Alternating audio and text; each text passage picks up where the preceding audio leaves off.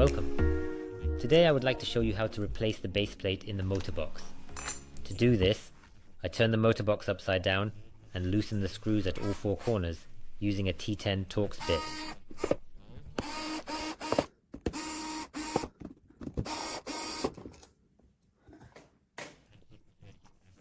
Next, I will pull the base plate out of the motor box.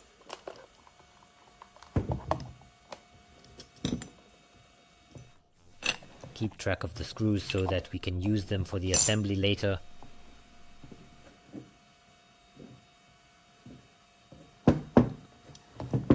You now need a fitting flathead screwdriver.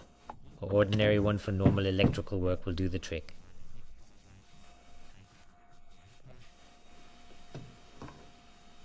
The base plate is connected with two connectors, which means you have to slightly press into the clip, just gently, without too much force, and then the plug connectors will release.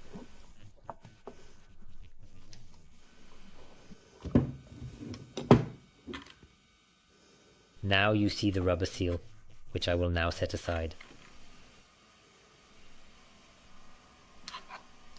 I will now install a new base plate with some new motors.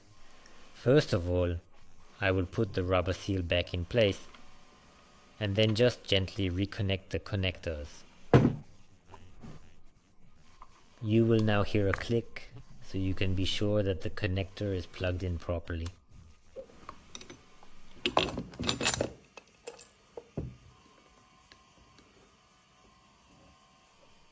Next, we will screw all four screws back in the motor box, and the motors have already been replaced.